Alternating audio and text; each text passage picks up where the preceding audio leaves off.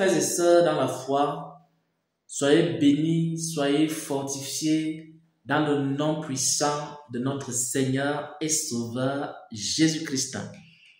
Nous partageons une série d'enseignements sur la prophétie, sur le don de la prophétie, sur l'importance de la prophétie dans une église. Parce que les vraies prophéties conduisent au ciel. Les vraies prophéties conduisent dans le royaume des cieux. Dans cette vidéo, nous allons voir une autre fonction de la prophétie. Parce que la prophétie a aussi pour rôle de communiquer les jugements de Dieu et d'annoncer les choses à venir. Lorsque Dieu voulait communiquer ses jugements au peuple, il utilisait les prophètes. Et lorsque Dieu voulait annoncer des choses à venir, pour que le peuple de Dieu se prépare à ce qui arrive, il utilisait également des prophètes. Lorsque dans une église, il y a des combats, lorsque dans une église, il y a beaucoup de batailles et des épreuves qui arrivent, Dieu utilise les prophètes, Dieu utilise les personnes qui ont le don de prophétie pour annoncer les choses à venir. C'est pour que le peuple de Dieu se prépare à ces choses et que ces choses-là, ces événements qui arrivent ne soient pas pour le peuple une occasion de chute.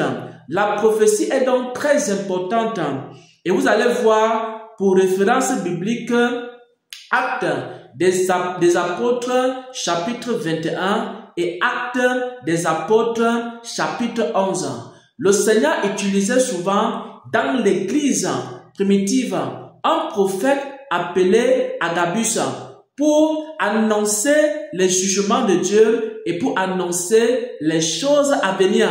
Dans le livre des Actes des apôtres, Dieu utilisait souvent un prophète appelé Agabus qui annonçait souvent par la prophétie, par la révélation prophétique de l'Esprit de Dieu, il annonçait à l'église, que ce soit l'église locale, que ce soit l'ensemble du corps de Christ, il annonçait soit les jugements de Dieu, soit les choses à venir.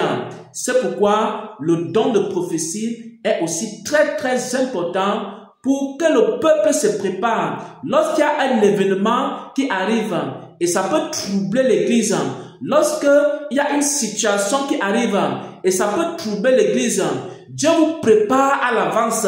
Dieu vous prépare à l'avance à travers les prophètes, à travers les personnes qui ont l'esprit prophétique ou alors à travers les personnes qui ont le don de prophétie. Écoutez attentivement une prophétie qui annonce les jugements de Dieu, une prophétie qui annonce les choses à venir. Soyez bénis au nom du Seigneur. Amen. Il va multiplier ce peuple.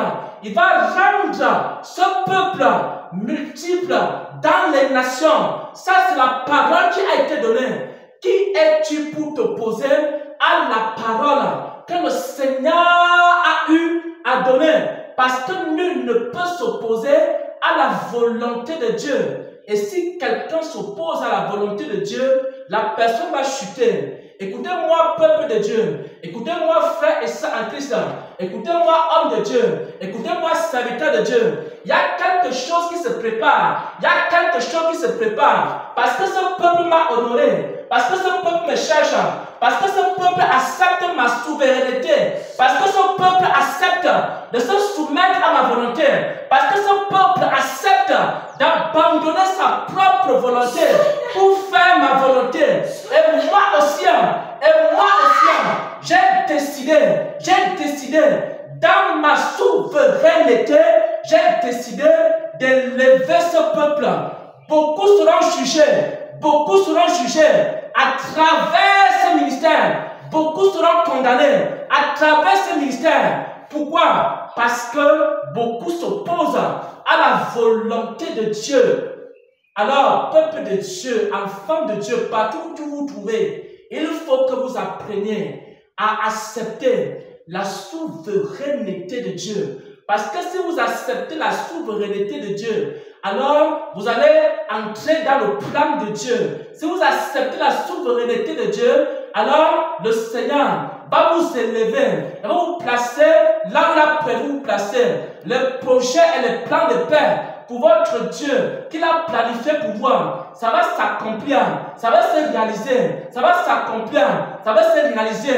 Mais le jour où vous allez vous élever, mais le jour où vous allez commencer à contester la volonté de Dieu, c'est ce jour-là que vous serez précipité. C'est ce jour-là où vous aurez déclaré la guerre avec Dieu. Et c'est ce jour-là que vous serez mis hors du plan et des projets de Dieu. Dit le Seigneur. Dieu est un Dieu souverain. Et ceux qui acceptent la souveraineté de Dieu vont voir la gloire